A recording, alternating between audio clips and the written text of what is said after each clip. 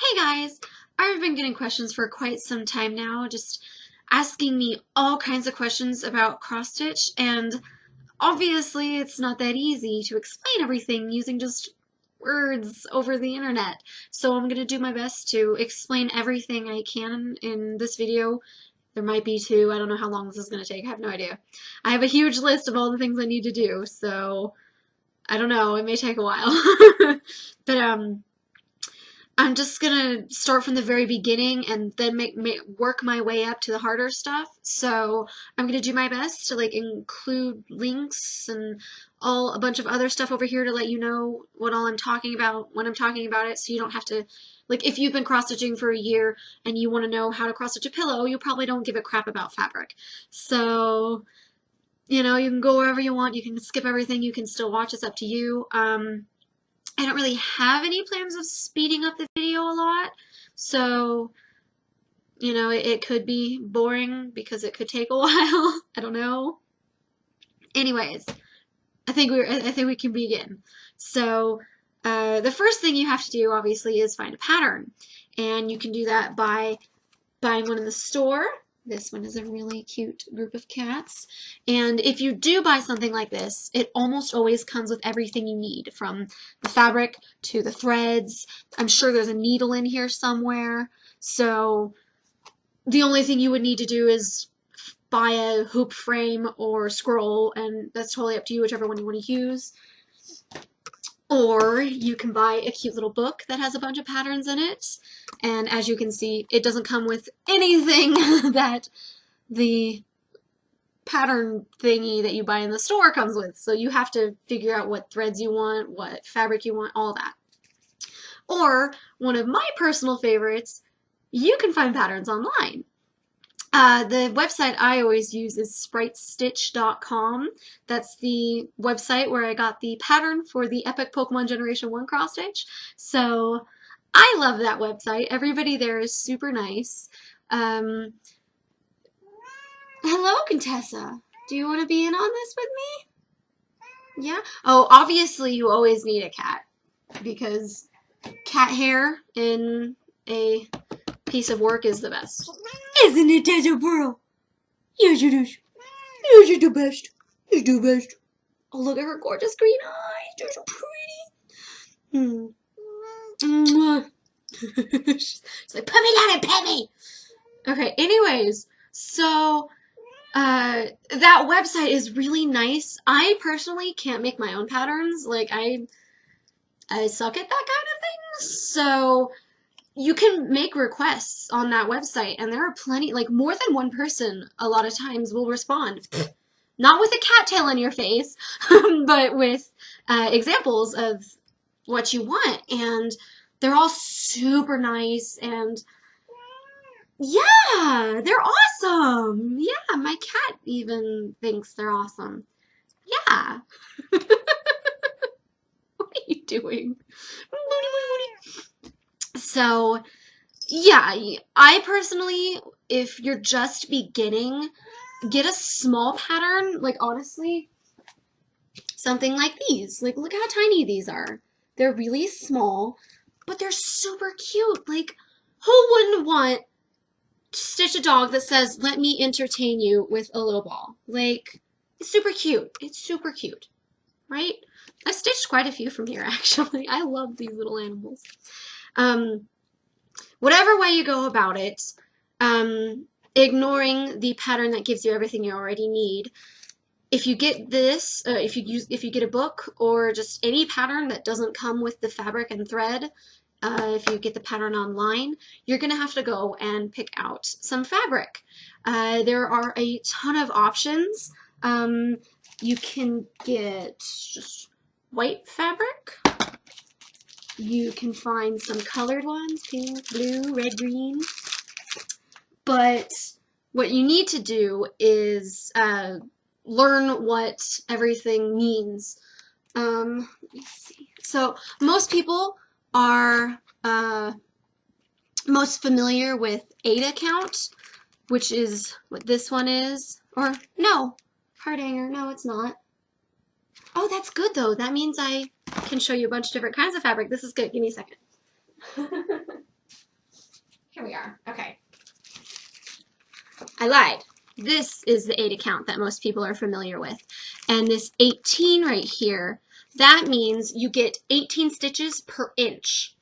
I will show you guys what that actually looks like on a little piece in a second, but I'm going to continue to show you the other ones first. Heart hanger. This one is 22 count, so you're going to get 22 stitches per inch. So if you do the same pattern on both of these, the 18 count and the 22 count, the 18 count will be bigger because it takes up more space per inch. Or it takes up less space per inch. Actually, that's why it'll be bigger. It's hard to explain because the numbers get smaller, the pattern gets bigger, you know. And then this one is Evan Weave 28. I think 28 is the smallest. For some reason, I'm thinking 32, but I don't know. Like, this is really small. If you're first starting this, I would definitely recommend using 14 count or a smaller number because the fabric itself, I can use the blue one, the space between the holes is bigger. Like, if you have bad eyesight or you don't want to be doing this the whole time, it's easier with a smaller count because there's a bigger space between the stitches.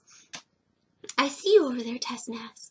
So, although I have been stitching for a really long time, even I am not big on 28 count. Like, I don't think I've even opened this yet. No, I have. But I haven't used it because it's so small. I have a preference for 18 or 22 count, and generally it's 18 count. But even then, like, that's still really small. I know, Contessa, I know. Let me move these out of your way so you can jump over. There you go. So, you get your fabric. And like I said, if you're first starting out, I would recommend getting a very small number. And you need to look at the pattern, and it'll tell you how big it is. Like for these, it says 34W, 30H. So it's 34 stitches from the left to the right and 30 stitches up and down. I'm pretty sure it's not in inches. I'm pretty sure it's in just stitches. 10, 20, 30. 10, 20, yeah, it's in stitches. Most of the time it'll say, let me see if I can find one in here. It'll say how big it is for inches or centimeters. Oh, here we go. The dragon that I did forever and a day ago, this one has it in centimeters and in inches. Design size right there. You want to make sure that the fabric you buy will be big enough for that pattern, because if it's too small, you'll run out of room and you won't be able to finish, and it'll be really sad and depressing, and no one wants that. I would always get fabric that is way bigger, because then you can cut it down to a size you need it at. And at the very least, I would take the pattern size that the book tells you and give yourself at least 1.5 inches for a border on all sides, not just like the top, because you don't want to be trying to work around having this much space between the pattern and the end of it, because the edges will fray. That's another thing. I would recommend taping the edges. Just like get some average clear tape and just wrap it around the edges. Like, personally, I take this and I wrap it around. Like, it's small. It doesn't need to be a huge piece of tape. You do have to take that tape off before you iron it, though, because if you do that, it'll totally melt onto the fabric, and you don't want that, because then it'll be all, it won't be flat, and that's the whole point of ironing it, is to get it flat. Anyways, I just, like, jumped way far ahead. I just lost probably a bunch of people. I apologize. You get your fabric. And then you need to get your threads. The thread type I'm most used to is DMC. DMC. And it has a bunch of numbers. 472, there you go. What was I saying with that? It has numbers in the 150s, and then it jumps to the 300s, and then magically it goes to like the 3000s after it goes from 300 to like 800, 900. It's a very weird system. Like it's not totally in numerical order. Like it skips numbers a lot, so that happens. But usually the book will tell, or the pattern, anything will tell you DMC and or anchor. So DMC is what I'm used to, but anchor is another popular type of thread. You just have to, find what one is available in your store and look at the pattern according to that. Sometimes it'll only give you DMC, but you'll only have access to anchor. There are a lot of websites that convert it for you. So, just Google DMC to anchor and then make sure you write down the conversions so you know which ones to buy. So you have your fabrics, you now have your threads, now you need to find a needle. Yet again, the needles I tend to use are DMC. So you can see DMC. Generally, I don't actually go and think, oh yeah, I want to get 20 sharp end DMC chenille needles. I just go and I look and I'm like, that looks good. I would recommend getting some bigger needles when you first start. So the 20 DMC, actually, they're fairly large. If you're worried about stabbing yourself, don't get the sharp end because I used to bleed a lot when I cross-stitched.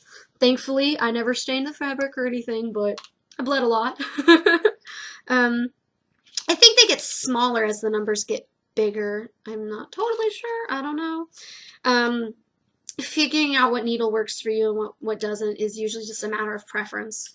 I also have this large thing of needles. I think I have some dull needles in here, so I can show you the difference between the sharp one and the dull one. Or I think blunt is the proper word. I think it's blunt. This one. Come out. No. I don't need 20 million needles. I just want the one. Yes, this one is very blunt. Okay. I have no idea if this will show up in the video well, but maybe if I can link. Post-it notes. Will it focus on those? There we go. Okay, so the one on the left, if you can see, is very dull in comparison to the one on the right, which is very sharp. I prefer the sharp ones, not because I like to stab myself, but because it pierces through the fabric and gets around the other threads much easier than the dull one. I feel like I need to sneeze, like it's killing me. But it's totally up to you. Just, work with whatever you prefer. And if possible, you can find a case like this where it gives you sharp ones and dull ones, blunt ones, and you can just work with both of them to see which one you prefer. I don't want to stab myself with that needle, so I'm gonna put it back where I had it. When you buy the threads, generally they come like this, and personally, I never leave them like this. The only reason these are like this is because I have all my fabrics stored, or not my fabrics, my threads stored, and I don't need to unravel these yet. But when I am ready to use them, I wrap them in these. I believe they're called bobbins. I believe. I could be wrong. That could be the wrong word. I'm not sure. I don't know. I'm not perfect. But you can buy them in, where are they?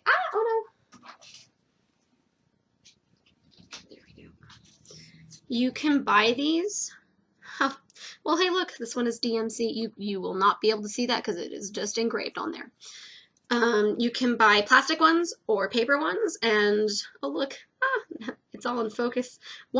At one point, this was holding the color DMC for $9.70, which I'm pretty sure was a dark, ugly brown. Could be wrong though. But yeah, you can buy these in like packs of 50 or more, I want to say. And sometimes they'll come with a ring, which is really nice. I know I have a ton of them. Oh, here we are. Whoop! I just totally smacked the fan on my wall. This fan. I smacked it and I was like, no! And then I landed on the bedpost. Well, you saw what happened, because unless I took it out, in which case, you don't get to see it. I'll probably leave it in though. You have the plastic rings, sometimes it comes with them, and you can just hang them on like this. I only use these rings to hold on to these empty bobbins so I don't lose them, or when I'm currently working on a project. Otherwise, I put all of my threads in one of these containers. Like so. Look at those. There's a ton of them. And I've got like 5 of these containers, or 1, 2, 3, 4, 5, 6. 6 of them. So I have a ton of thread. Storing the threads, like, these things are really helpful. Like, you could drop this and they wouldn't go flying everywhere. And I keep mine in alphabetical order, or not alphabetical, numerical order. Other people do it by color. I don't know, is there a word for that? Categorically? No idea. So, you know, like they would have red and then orange and then yellow and green. I generally, most patterns, I like the color scheme they have, so I like to use the exact colors they want. And so it's easier when they're in numerical order to find the exact one that I need. But I mean, that's all a matter of preference. Order these however you want, but I do recommend you buy them. They're nice. Okay. Now well, it's totally up to you from here. I use hoops personally when I work. There are also scrolls. They look like this. I have a scroll. I've never used it because I really like hoops, but everybody tells me that they prefer, like, if they've tried hoops, scrolls, and frames, most people prefer frames. I've never used a frame, so I don't know.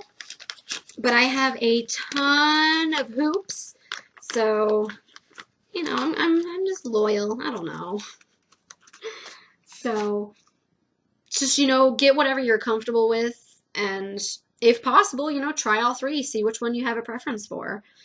I do think it is important to early on find out which one of them you like the most, because you could end up like me and have a preference for like the one that most people dislike and then be stuck in your old ways and not want to change because you're lame. But yeah, I have a preference for hoops.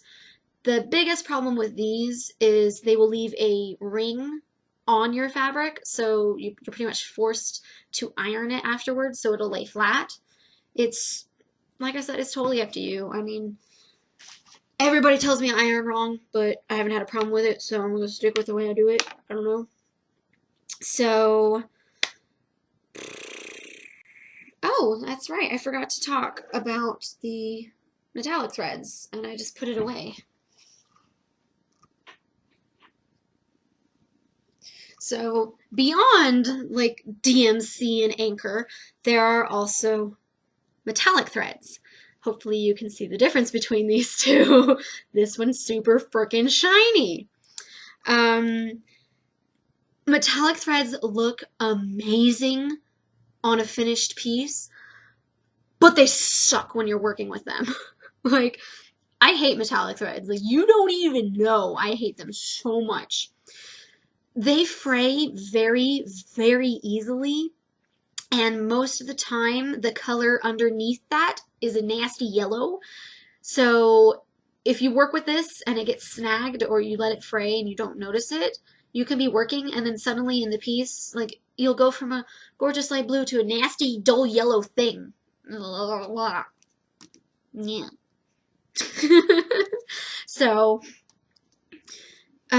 when I use normal thread, generally I use, like, I will pull it so my arms are spread completely apart, and then I will have it that long. Metallic threads, usually I won't have them be longer than like this. Like, I want to say I usually have not even 2 feet of it. Because if you're working with a really long piece and it gets snagged over here, it can ruin everything out. And you really don't want that because metallic threads are a lot more expensive than normal threads. Like these generally go for like 18 cents to 40-ish cents. I mean, that's in the Western US, so I can't speak for anywhere else, but like they're the cheapest basically. And then you get metallic threads, which can go for over $1. And it's usually like for less. Like they're so much smaller than these. It sucks. I pretty much never buy metallic threads.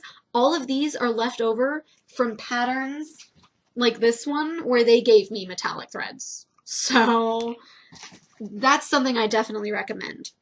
If you have extra threads when you're done with a pattern, keep them. Like, you know, no one's gonna know that, oh, hey, this should have been included on that pattern of yours that had like 6 cats on it. Why are you putting it in this one with wolves? Like, ugh, no one's gonna notice. But I think we're getting closer to starting to work. I think so. Okay, so I am going to... Oh, I totally forgot. You can buy clamps and large floor stands. This one right here is a floor stand with a clamp, and the frame just fit, or the hoop fits right in there, and you tighten it up here. And that's what I'm gonna do. But first, I'm gonna try and show you guys particular stitches on this piece of fabric. So we're going to put it on here. This is a very awkward angle for me. And I'm not even getting it in the video. Okay, sorry, I need to use the desk. So we can like tilt this down. Okay, normally you would want a piece of fabric that is bigger than the hoop, but because it's me we're talking about, it doesn't matter. Like, no one cares about me. And then we tighten it.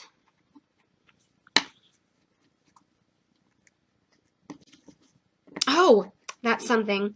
You guys, you need to make sure before you work with any, like even threads, fabrics, any of it, you need to make sure you wash your hands beforehand, because it doesn't take just dirt to ruin a piece.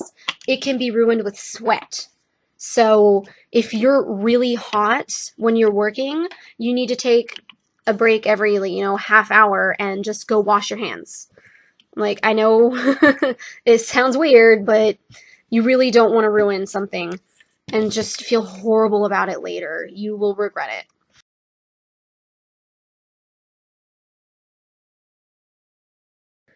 So, when you have your threads, you know what? I'll show you from here. So you have your threads. You have this end piece. You pull on that. Oops. Okay, sometimes it'll do this, and that usually means like there's a knot or something, and it's really irritating to work with. Okay, it's this one. Ah, I lost it. There we go. Oh, it's right there. Oh, it's caught on there. Oh no. Okay, there we go. So, sometimes this happens. You just have to deal with it. But you pull it off and you make it as long as you want to. I'm not going to make it too long because it's just being irritating right now. Like, yeah. So, I think that's good enough. You clip it, and then you're left with a strand. And if you look, there are 6 strands. Oops, I dropped it. That won't help anybody, will it?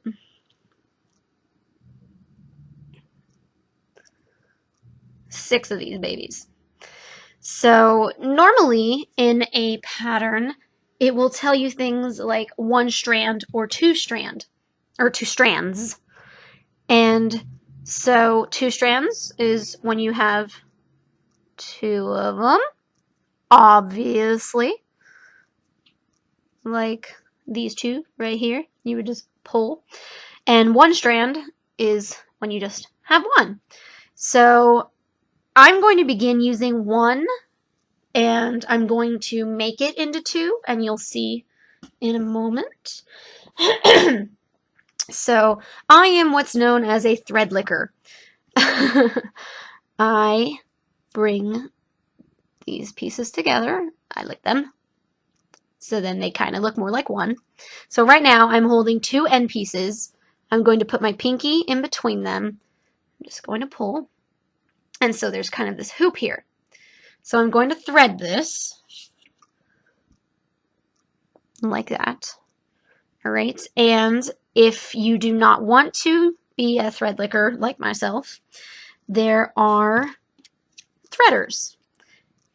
They have this just little metal piece on them that's kind of diamond shaped.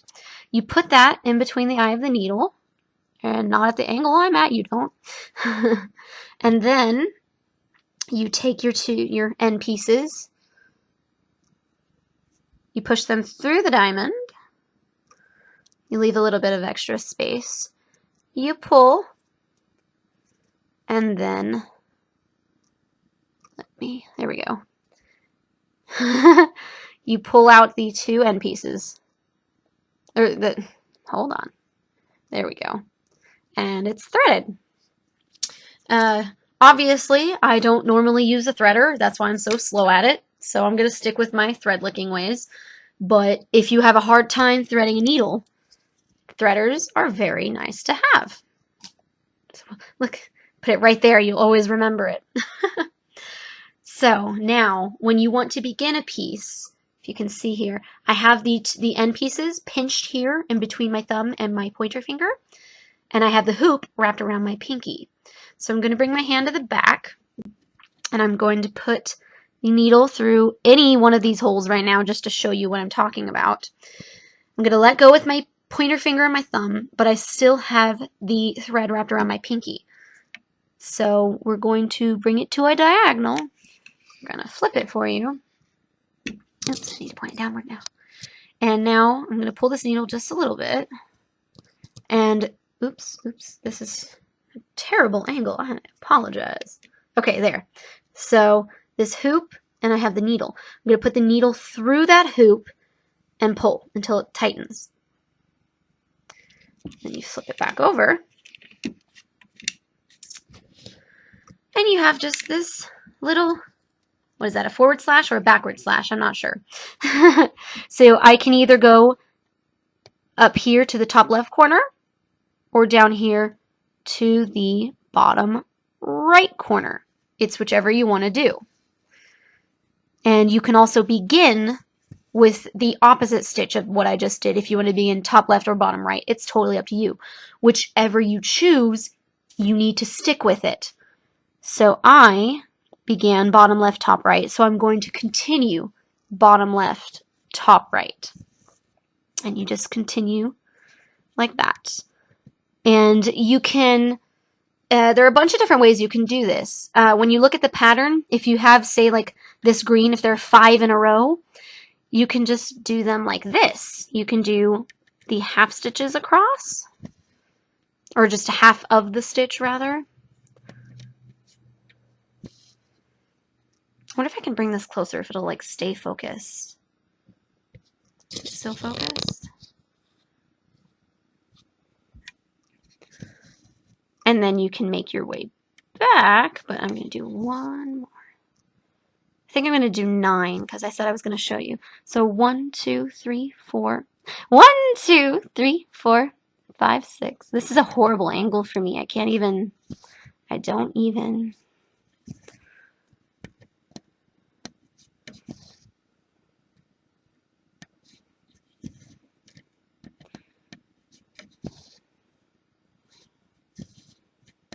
And then you can start bringing it back.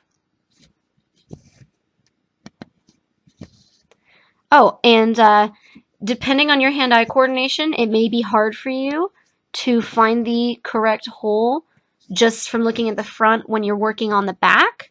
So you are totally welcome to flip it over each time and then just find where you need to go.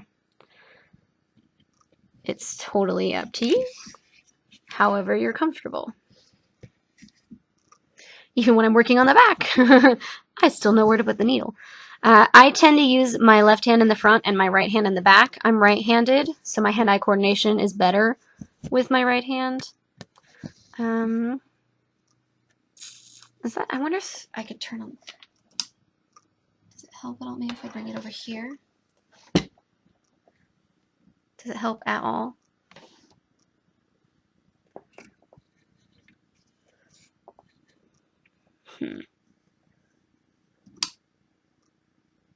Well, maybe it does help. I don't know. I can't tell.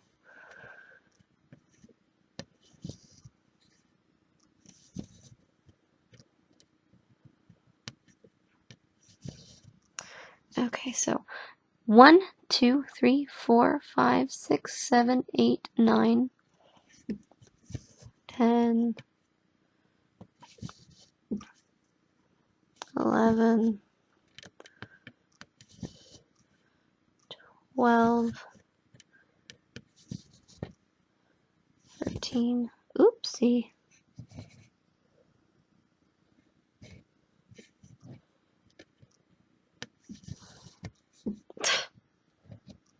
Did I get a knot in it? No, I just pulled on it funny.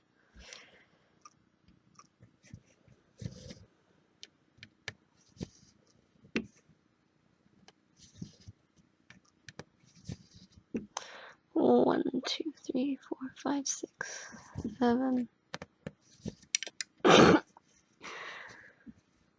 8, 9. Okay, so I only did that to get to the 19 or to the 18 stitches I was talking about earlier. I do not recommend ever stitching this way. If you go one way and then you come back another and you kind of trade off, it'll start to look funny in the pattern right there in the middle where it's different.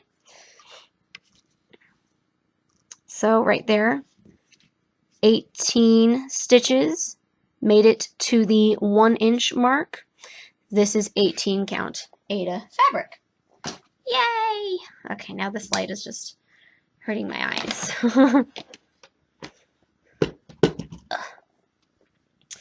Okay, so those are all full stitches. And when you look at a pattern, let me kind of pull this over here. Where did I put the book? Here. Okay.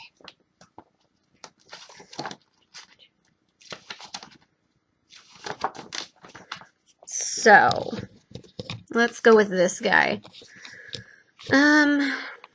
We can pretend, okay, can I just like hold it up against here maybe? Will that keep it? Okay, there we go. We'll pretend that all the ones I just did were this solid black square, basically. Oh, I'm on the wrong side though, that sucks. Oh well, it'll help. Right here, it says that that particular pattern is DMC 310, which it's black. 310 is black. White is the confusing one because there are like a ton of different numbers for white, but 310 is always black.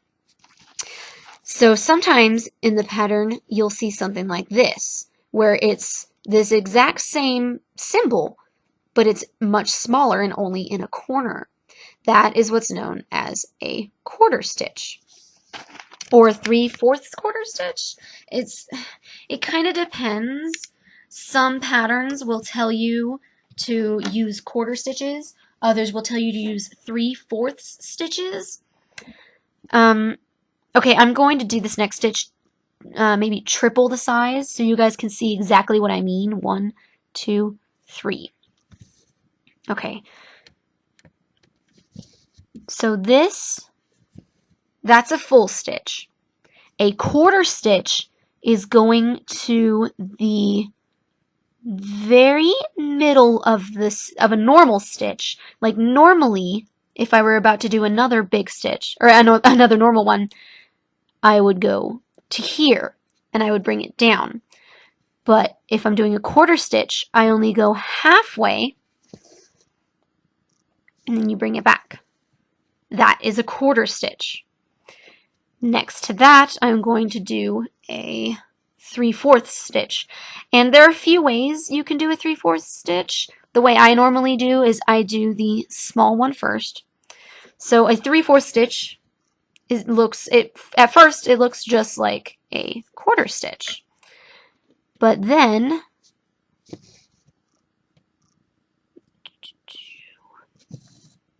that is a 3/4 quarter stitch.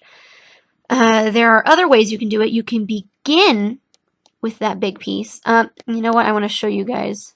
You can do it all sorts of ways. It doesn't have to face the same way each time. Some will tell you to bring this small middle piece, do it last, and bring it around the big piece, and then push it through, and it'll kind of pull it. So if you have to have an outline here, this middle piece won't be, what's the word I'm looking for? It won't engulf the outline, because sometimes, like if I'm using black, it can be lost in between these two threads, because when you do a back stitch, which is outlining, you only use one strand. So let's see. Oops, got a little too far over. You can do these facing any way you want. It's however you want, or however the pattern calls for it. All kinds of them.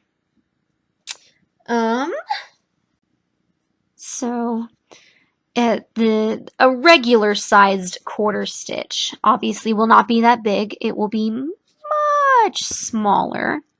It'll just look like that, really itty bitty. And then a 3/4 stitch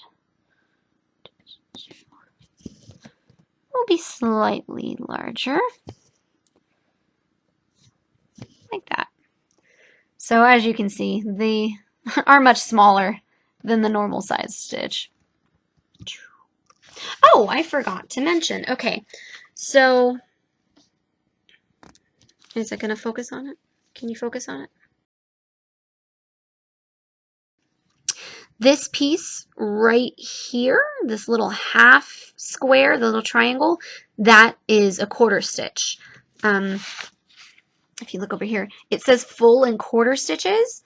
So this 1/4 stitch, that's only the little teeny tiny piece, the only portion of it. So this is the 3/4 stitch, and this is the quarter stitch.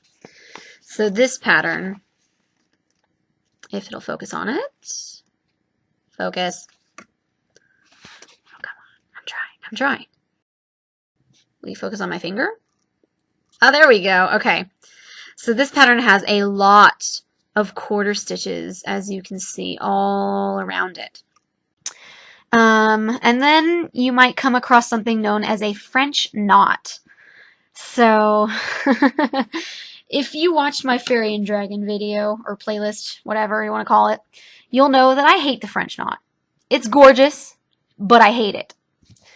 So there are a few ways to do the French knot.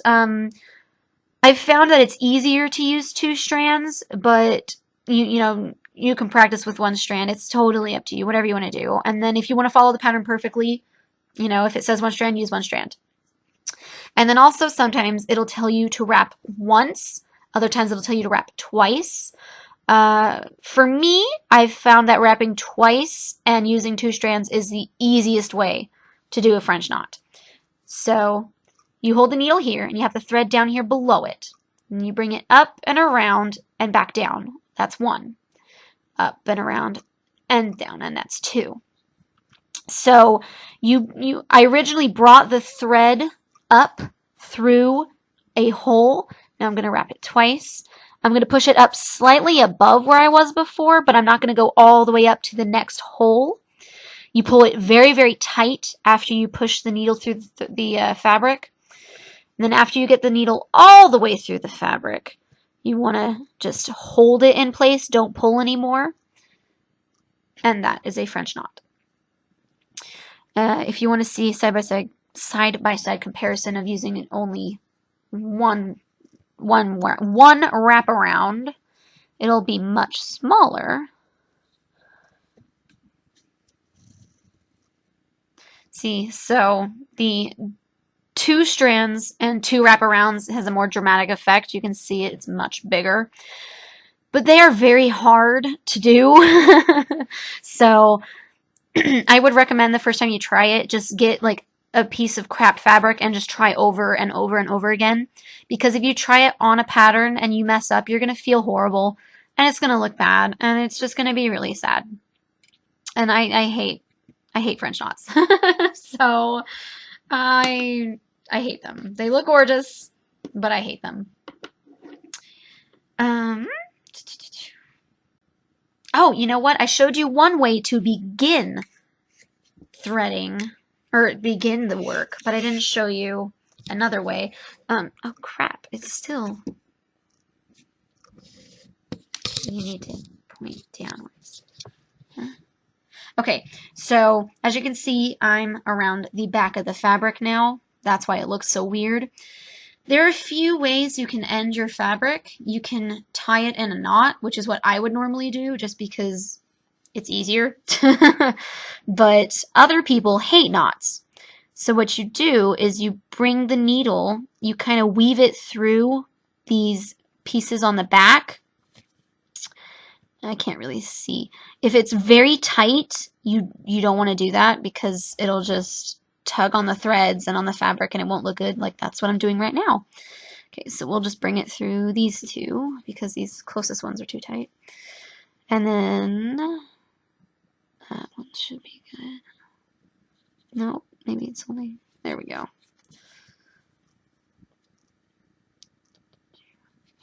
And I would bring it through several pieces just because if this gets tugged on the opposite side, it'll just slide right through.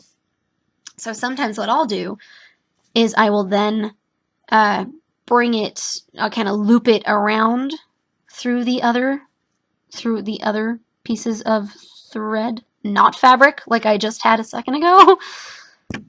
And then you can snip it off. And that is the back. And now, if you want to begin a piece and you don't have a long enough piece that you can fold it over like I did before, like look at how small this piece is. If you can see, because I'm holding it too high. Sometimes you can begin, make sure you leave at least ½ of an inch of fabric.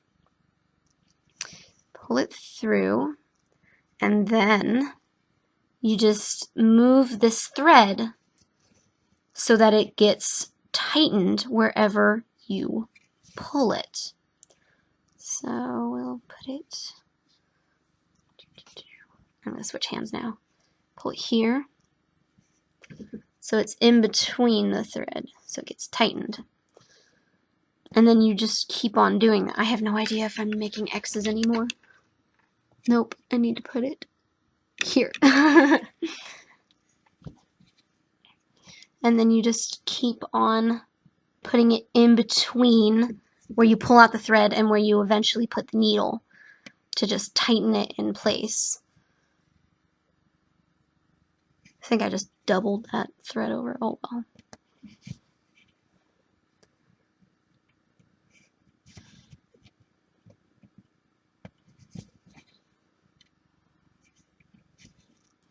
And eventually, it'll go all the way and it'll stay tightened so the front isn't all messed up like the back is. But yeah. So that is, oops. Those are all of the normal stitches you'll get. You'll see it has some orange outlining and it has some blue. That is done last. All right, so you do all of these normal stitches and quarter stitches first, and then all the outlining comes last. Over here, so you can see it has orange and black outlining, and oh, it also has dark blue outlining down here. The light blue outlining is done in black, and it is only one thread, I believe. No, it actually doesn't say. So normally you would do backstitching with one thread. It's just usually, yeah. So this would all be black outlining. This is black. And then you have the dark blue outlining, which is 792, which probably is another shade of blue, I'm going to assume. Then you are, well, yeah, cornflower blue, so it's blue. I've got something in my throat. And then you have this orange outlining, 801, coffee brown. So that's all of this. So outlining, it's also called backstitching is the proper term, I do believe. I actually like backstitching. I think it is very, very easy. So, you know, that means it's fun because it's easy. For backstitching, you use one strand. So normally, like I said, I like to use knots, but if you want to backstitch and you don't want to use knots, you just thread your needle.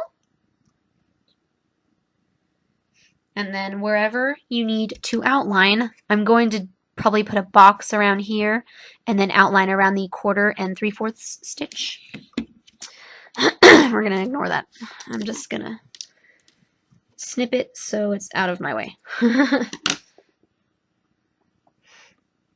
Okay, so if you wanted to, you would bring it through the excess. Oh, I think I've got. Whoop, whoop, whoop. There we go.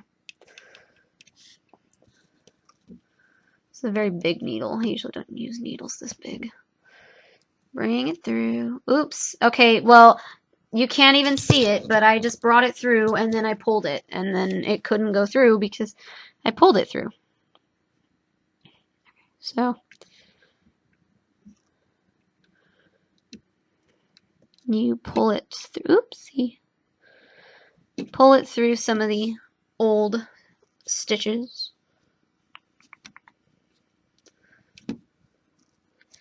Don't pull too hard because it'll get pulled through and then it'll have all been pointless.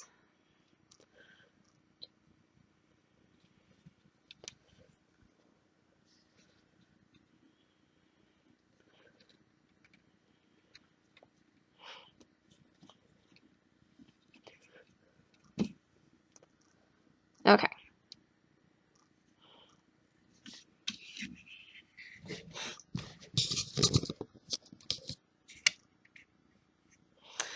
So for back stitching, let's see. We'll say I want to outline a complete rectangle around all of these, and then also a little trapezoid, I guess, around here. We'll see. So backstitching, you pull it through, and then usually you don't want to go more than 10 stitches around. I'm pretty sure this is just 9. So we'll do 1, 2, 3, 4, 5. Push it through. Bam. And then you bring it out to the next place where you want to bring it to. And then you pull it back into there. And then I can either go to here and do this edge. I can go just beneath it and begin to work my way back. Or I can go over here, like, you know, backstitching, you can go wherever you want to get what you need. It's up to you.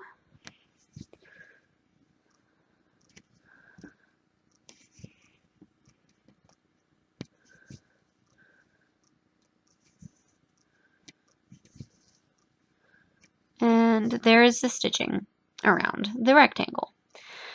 Now, for stitching around little 1/4 and 3/4 quarter stitches, I need to tighten this fabric. It's driving me bonkers.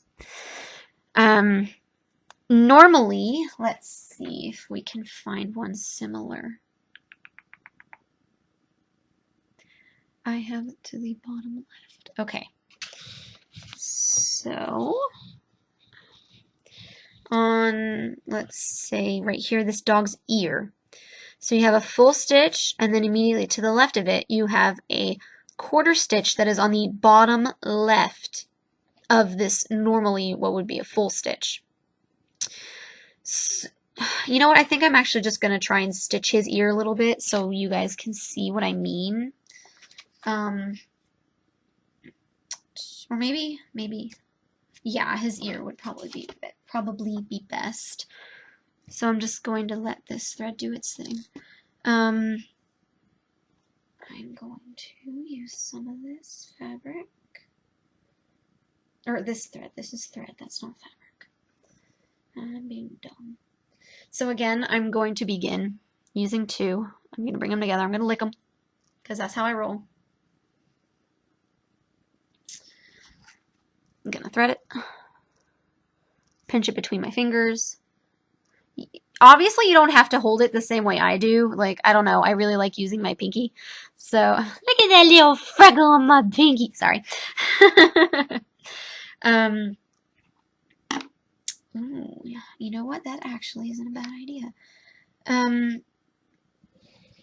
We're gonna zoom out a little bit.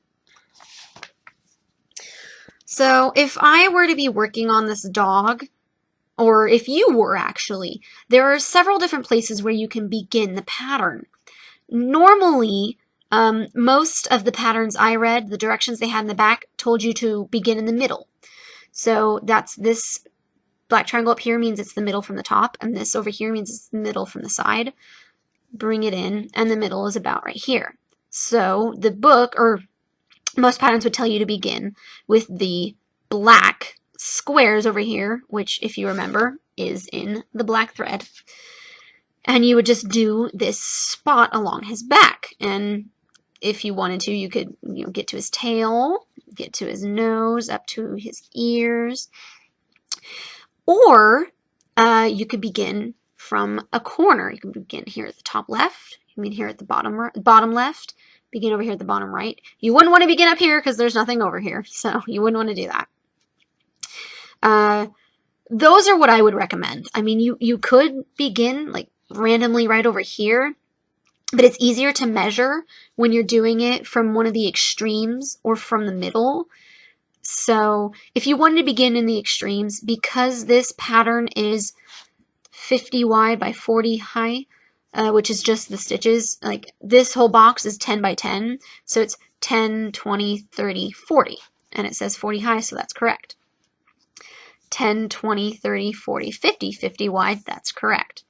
So that's, that's what all these are. This, if you were to just do all of these stitches, you would have 100 right there because it's a 10 by 10 box. So I'm going to use my green, and I'm going to do his ear. I have a bunch of ugly colors that my mom gave me that are like super old, so I'll pull them out and use them. But I'm going to pretend that this green is the color for these black squares, and we'll work from there. So as you can hopefully see, focus on my finger, focus on my finger. No, it doesn't want to. Is it too close? Is that the problem? Okay, well, it has a quarter stitch on the top right of one, and then immediately above that is a bottom left one, and then a full one. So we'll get to that, and then I'll show you a side-by-side comparison. So because I'm beginning the top left of the pattern, I wouldn't want to have it in the middle like this. I'm just going to snip this.